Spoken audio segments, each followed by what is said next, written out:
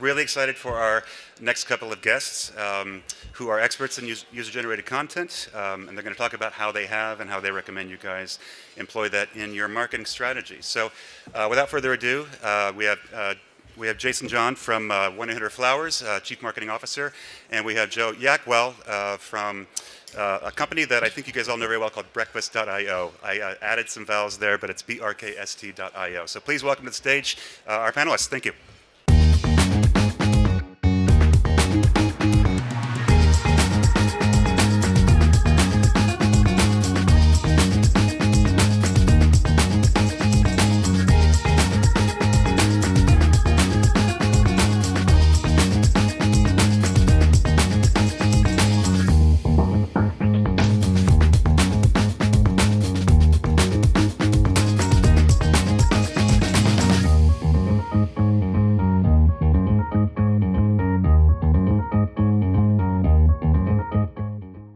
I'm Joe Yakuel. I'm the founder and CEO of Breakfast.io, and I have with me Jason John.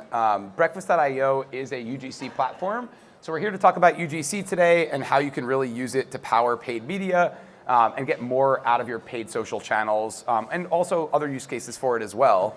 Jason John, you want to tell a little bit about you and about 800 Flowers and kind of the portfolio? Yeah, definitely. So, hello everyone. Thanks for sticking it out here. Day 3 at the event. Hopefully everybody's got a lot of energy today. Best for last. Best for last. Thank you. I appreciate that, Joe. But yeah, so 1-800-Flowers, I'm not sure if everybody's familiar with the brand. We're actually a portfolio brand. 1-800-Flowers is an enterprise name as well as a brand name. So we have 17 brands in our portfolio, ranging from food-based gifting brands. So there's Cheryl's Cookies, which I'll speak about, Harry and David, Sherry's Berries, Popcorn Factory. Then we have Plants.com on the flower side. 1-800-Flowers, obviously, most people have heard of. We have Personalization Mall and a newly acquired Things Remembered, which I see some people from Things Remembered in the audience. That's a lot today. to remember, and like It's a lot. So 17 brands in the portfolio, and one cool thing about that allows us to test different opportunities within the brands, individual brands, and then roll them out through the portfolio. So that's how I became acquainted with the breakfast offering, and that's what we're here to talk about today. As we rolled it out to Cheryl's, we're going to show you guys some examples, and hopefully you're hungry for some Cheryl's cookies. There's some, I think, in the back later for people who ask questions, but if not, you got to order it on your own. And excited to talk about how we can roll breakfast out now to the rest of the brands based on the success we saw here at Cheryl's. Awesome. What is your favorite edible gift item out of all of your brands? Wow, an ad hoc question. I'm going to say Sherry's Berries is my favorite. I don't know if you guys have had Sherry's Berries, but they're hand-dipped chocolate strawberries, which are absolutely delicious, and we have some new gourmet varieties that we just came out with for Mother's Day. So if you haven't had Sherry's Berries, definitely do it. It's a great summer, entertaining, unique host gift, so please try it. Awesome. Very nice. So we're going to jump into How about you, Joe? What is your favorite 1-800-Flowers food? Well, obviously Cheryl's Cookies. Yeah. I mean, I'd be silly if I didn't answer it that way. Great, But they are delicious. Great. Nice and soft. Yes. So, challenge. Why did you come to breakfast? What were you trying to figure out? What was the challenge? What was the goal?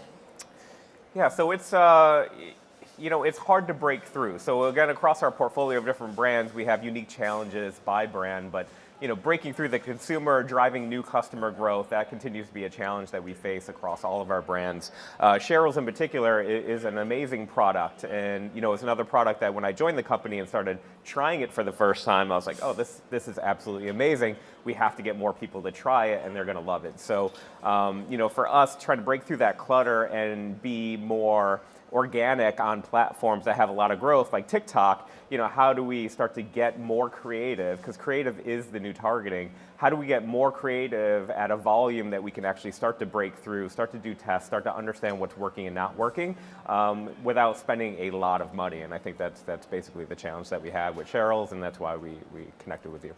Awesome. And when we talk about UGC, a lot of people think influencer right away. And you do influencer already internally, I believe. Is that correct? Yes, we do. Yeah. So, in your mind, what's the difference between UGC and influencer? Authentic content is great. I think most people already know that. Authentic content comes in many forms. Influencer is one of them. Content creators is another. They're not the same thing. Why not just do more influencer? Why did you come to breakfast for UGC?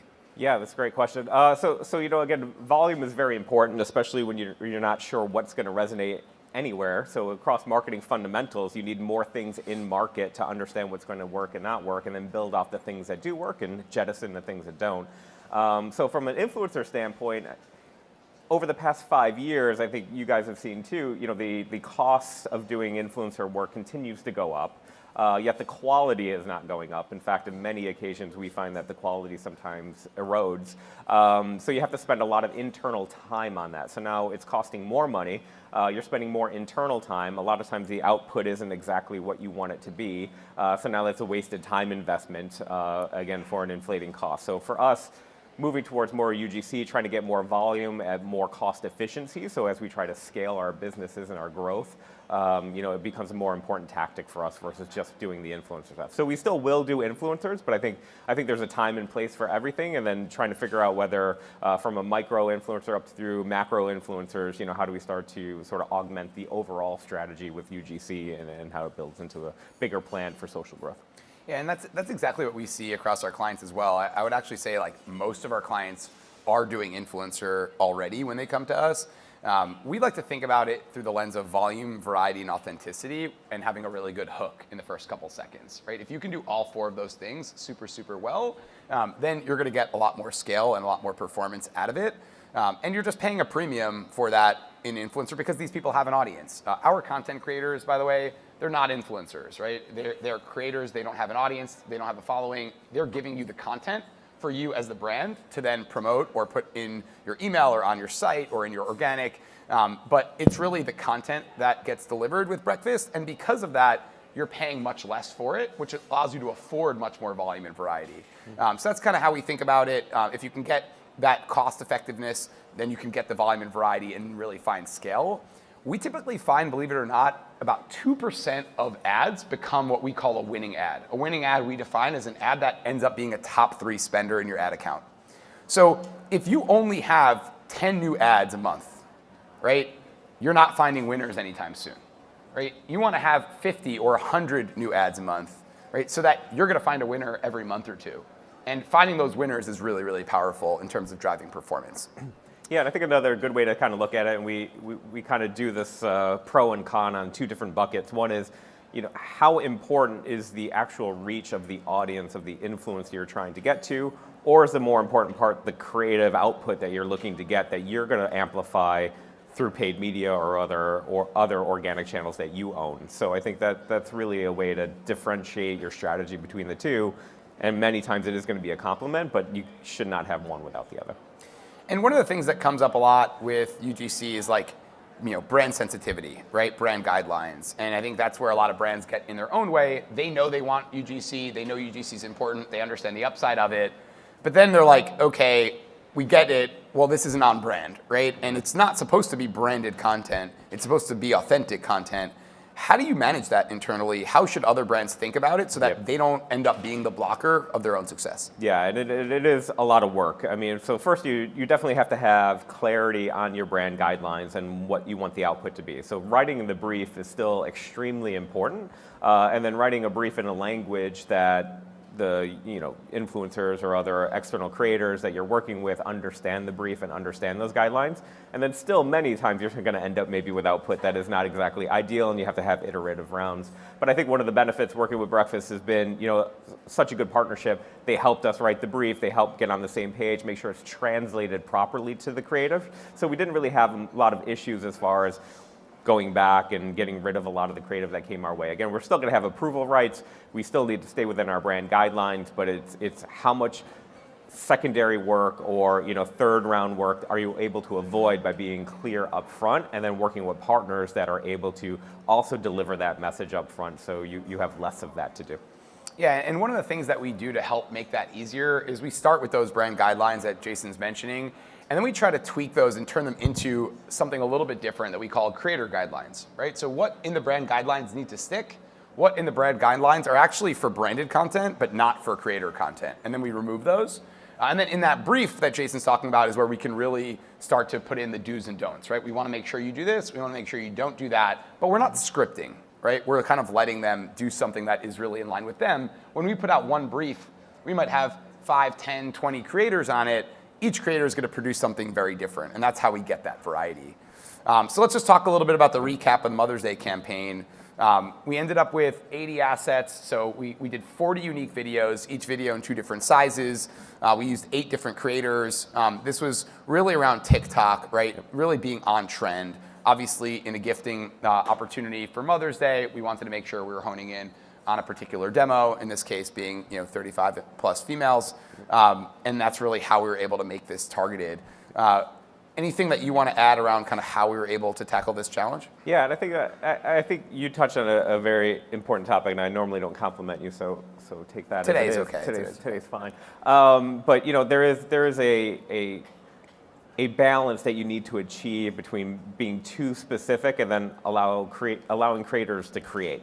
So you do want to tap into something you and your teams have not really either talked about, or an angle maybe on your product or your brand that you're not either able to take, or you just have not tried it yet in the ecosystem, that these creators are able to put a unique spin that can resonate outside of what you would want to do. So I think there is a balance, and I think that was a good way that we achieved the goal here by getting enough volume of the creative and trying to figure out, okay, where does this new unique take that the creators are able to bring to the table, what works, what doesn't work, and then how can we expand on that and start to build out creative assets and a library that we can use moving forward in other campaigns. Which I do also have to have an announcement again. That is Father's Day coming up, so I don't know if all you fathers are out there. I know Give them a coupon code. I know. I mean, if you're going to try to drive conversion here, I feel like coupon code. Our products are so good, you guys don't even need a coupon code. That's how good it is. But order today for Father's Day if you guys have not done that yet. Free shipping. Yeah, free shipping. All right. Code Jason John. I don't know. My team's got to go on that now. Right. So let's talk about these trends, right? I think the way that we write briefs can take many different forms. So when you think about UGC, you can really use it for anything. Just to give you some ideas of different use cases, right? New product launch, obviously seasonal events like Mother's Day or Father's Day. Evergreen, right? We just want to stay in market and keep things fresh and prevent ad fatigue. But then there's being on trend, right? What is already happening in a platform like YouTube or on TikTok or on Instagram and Facebook, and how can you capitalize on those trends? Sometimes those are trends that are happening kind of in pop culture. Sometimes those are trends that are more performance trends, like things that we see performing across our client base. We want to bring those trends to our clients, so we'll come to our clients like Jason and say, hey, here's what's trending across our network. We have clients that are producing content along this trend that's performing well, or hey, we want to capitalize on this trend that's already in the platform and we want to create content around it for your brand. And these are just some of those examples, right? So you could see here the type of variety we're talking about, right? Each creator is producing content that's very different from one another in a slightly different style, different format, saying slightly different things. And that's what Jason was saying earlier about creative being the new targeting, right? We want to give the platform the ability to serve the right ad to the right user at the right time. We're not trying to do like micro segmentation and us choosing what content we're serving to who. We're going after these broad audiences with a ton of volume and variety and really letting the platform figure out what to serve and what performs the best. Yeah, and I think overall, as our enterprise and our portfolio brands, we have evolved from a commerce company or a gifting company to a relationship company. So as our founder and CEO, Jim McCann, is always saying, our company is to provide more and meaningful relationships to our customers. So I think this is an excellent opportunity, and as you can see from some of these campaigns, really underscoring the relationship with your mom or a mom figure in your life. And it was really important for us to have that relationship component come out in some of these creatives. And I think allowing the creators, again, with our brand guidelines, bring that relationship that they have to life makes a huge difference for us. And you'll see some of that in the results. Yeah, and before we jump to that, we talked a little bit about the briefing process. I also just wanted to mention what happens after the brief. So to bring this full circle so that we get to the point of what you see here where we have finished content, is that we write this brief alongside our clients. We make sure that that brief is up to spec so that we end up with a high delivery approval rate when we get the content back. Once we get the brief done, it goes out to our network of creators. We have over 5,000 creators. Those creators can shoot in a physical location. So if you're selling something in a big box like a Walmart or a Target, creators can go to there or to your wholly owned stores, or they can create it at home or in another setting. So creators can create content really anywhere, and we have creators nationwide and even some internationally. So we write the brief accordingly, and creators will start to apply against that brief. Once creators apply to that brief, the brand can approve them. This literally takes 5 minutes, right? You log into the platform, you have all your creators there, you can see their portfolio, you click approve or decline, and you have your creators. And then we get them product, they shoot content, they submit it back in the platform. You spend another, maybe 15 minutes, 20 minutes in the platform watching the content and approving it or declining it. And then at that point, you have your content ready to go. We actually have two slightly different business models. One is for brands that really want to use this content everywhere or anywhere, right? We call that the Anywhere plan, and that means that you're going to take that content, you could put it on your website, you could put it in email, you could put it in organic, you can do whatever you'd like with it. We have a lot of people even using it for PDPs on their own site or on third-party marketplaces. We also have a performance model. Our performance model is really for brands that want a ton of scale specifically for paid media. There's a much lower upfront cost for that, and the upside that we share with the creator is on a percentage of spend. So it's your choice whether or not you're looking to own that content outright and pay a flat fee to do whatever you'd like with it, or if you want to limit your upfront risk by paying less and really letting it scale with paid media and then paying a percentage of spend. It really just depends on the need of your business. It's also an on-demand platform, so there's no minimum monthly fees. You really can launch a brief whenever you'd like. If you don't launch a brief, you don't pay. You launch a brief, you get to choose which model you want for that brief, and you pay according to that model. It makes it really, really flexible and scalable for brands. Any Father's Day coupons or discounts for anybody? Yes, we do have a trial opportunity, actually. Unlike Jason, we're offering a coupon today. So we have a table out in the back right as you exit the snacks over here. So if you see the pink hoodies on the table over there and you want to talk about our coupon, I'll call a trial, feel free to do that. And then you will also get free Cheryl's cookies with a question. We're almost there. So the results, Jason, take it away. Yeah, they were okay. They were pretty good. No, but obviously, yeah, you guys see up on the screen here, really good from an ROAS standpoint. Obviously, that's very important for us. We're a performance-based organization. So even though this does actually also aid in the branding element of things, the real, where the rubber meets the road for us is on performance. So as you can see, perform much better from a click-through standpoint and a return on ad investment and ad spend as we compared it to other creatives that we had in market, even across platforms. So, excellent returns and really excited. As I mentioned before, the one good thing with the portfolio approach, we can test it with Cheryl's and now start to roll this out into other brands. So it's a great opportunity, I think, for us to not only bring that relationship message to the table and get that out there on platforms like TikTok, but then also have the performance response that we're looking for as well. Yep, and if you think we're just putting our thumb on the scale here for Jason, it's not just for Cheryl's. It's not just for us? It's not just for you. Right. We see these kinds of results really across the board. And I think the reason we're able to produce such strong results is because so many brands struggle with volume and variety. Right? If you think about how many ads you're launching, we'll actually do a quick show of hands. If you have more, let's actually go the other way. If you have 5 or less new ads a month, raise your hand. Don't be afraid, it's okay. I see a few of you with tepid hands up. Let's say 15 ads or a month. How many people are around there? A few more. How many people are producing over 50 ads a month? Right, so we got 2 or 3 hands. How many people are producing over 100 ads a month? Okay, we got 1 hand. Almost every single one of our clients is producing over 50 ads a month. Most of them are producing over 100. And if you think back to the 2% of ads that win, right? If you're not launching that many ads a month, you're one of those people who's wondering, why is this old ad still the top spender in my ad account? Anybody have that problem, right? You're getting those questions internally, this stupid ad from 6 months ago is still the top spender. Can't we just pause it already? And it's well, it's the top performer, right? It's not because that ad was so special. It's that ad was one of the 2%, and you just need to produce another 50 or 100 ads to find another winner. And if you're not producing volume and variety, you're not going to find those winners. And variety, it's not just the volume. The variety is key as well, because we see some brands saying well, we are producing all this content, and you look at it, and it's all the same, right? Different background colors, maybe slightly different, text overlay. We're talking about truly unique concepts and variety that actually resonate with different people, not just a slightly different cut. And that's how you can really produce these types of outsized returns. So with that, you can scan this in order to book a demo, and you'll get a free trial with us if you qualify. And we'll kind of share some of those details with you as we get to know you. If you want to chat with us, like I said, we have a table in the back here. We're giving out hoodies and Cheryl's cookies for questions. So if anybody has a question for myself or for Jason, now's the time.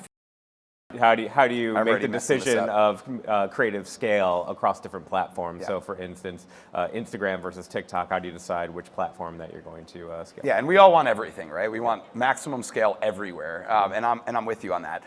So the way that we handle that at Breakfast, there's multiple ways you can do it. Our recommendation is that they should be unique briefs, right? You should have a brief for TikTok, you should have a brief for YouTube, you should have a brief for Instagram, you should have a brief for Facebook. You could even go as far as briefs for different types of placements. The other way to do it is you could have one brief and then just have different modules in that brief for different platforms. It's just a different way to think about volume and variety, right? If you have one creator submitting a brief for a TikTok brief, right, then they're going to create 6 unique videos all for TikTok. If you ask that creator to produce something for TikTok, something for YouTube, something for Instagram, something for Facebook, then you're only going to get back from that creator like 1 or 2 videos for each, right? So it's just a matter of like how you want to flex in volume. But ideally, you write the briefs in a way that is platform or even placement specific, because there are nuances to it. If you want to be authentic, not just to the audience, but also to the platform, which there is authenticity there as well. Like, you know, when you see something that was just kind of cropped and reused. And that's why we really prefer brief specific platforms and placement kind of content, and creators know how to create content that is specific for those platforms. And then we'll take your CPA or ROAS target for each of those on the performance model, and we'll hit those targets inside of your constraints and your attribution windows. Or for the anywhere model, you know, you get that content, you get to use it as you like. You want to add anything to that? No, that was a great answer. I think, both or all of the above is usually where I like to go. But at the same time, I think when you start to see organic success anywhere, it's easier to lean in on that versus trying to go and produce success somewhere else that isn't existing already, if that makes sense. So if you're starting to see good LTV and a start of good customer growth coming from Instagram, then lean in on Instagram. If you're starting to see it on TikTok, then lean in on TikTok. And if that's how you have to triage and make your decisions, then that's what you have to do. And that's the part of the influencer conversation too, is just if it's a lot of time and dollar investment, and you really do have to start to pick, how do I make that choice? Whereas in this particular example, you can get a lot of creative across different platforms and not necessarily have to choose. You can just start to lean in where you're seeing success. So I think that's probably a key, is just understanding the quality of the customers and your ability to lean in on certain platforms and see which one works. Yeah, and with our performance model, the upfront cost is so low that if there's a channel that you don't already have a lot of spend and conviction in, the cost of testing it out is actually quite minimal. Do you trade dollars between influencer and UGC, or are you looking at them kind of completely separate in their own siloed buckets with their independent budgets? Yeah, so I look at the marketing budget holistically, and we trade dollars every day. So, and it's not really even a stake in the ground for this month or this year. It's literally day by day, test by test, brand by brand. So ultimately, yes, I do see that we are going to start to trade dollars out of influencer into opportunities like this with Breakfast. Again, this is our first foray into it, but with the success comes expansion, and then the expansion has to you have to rob money from some different platforms. Yeah, fund it from somewhere. So, but that could be anywhere. It could be, hey, paid search isn't performing, or whatever other marketing channel is not performing, direct mail, whatever it is, and then you start to fund the places that are providing more ROI. It's kind of the same way I was saying here. If you start to see organic growth and return on ad spend without doing a lot of heavy lifting, then you got to lean in on, and we'll take it from other places and bring it over. But that's fluid. It's a day by day, hour by hour decision. We got 2 people with free Cheryl's cookies already. All right. Go ahead. And they're good. They're very good. Did you see any response that was more polarizing in one demo or another? No. Again, we targeted broadly more of the 35 plus female audience, so we did have some targeting layered onto it, but we didn't see anything that kind of stood out. It was more the creative that was resonating, and then the overall response of the targeted group coming to the site. Yeah, I have a question back here.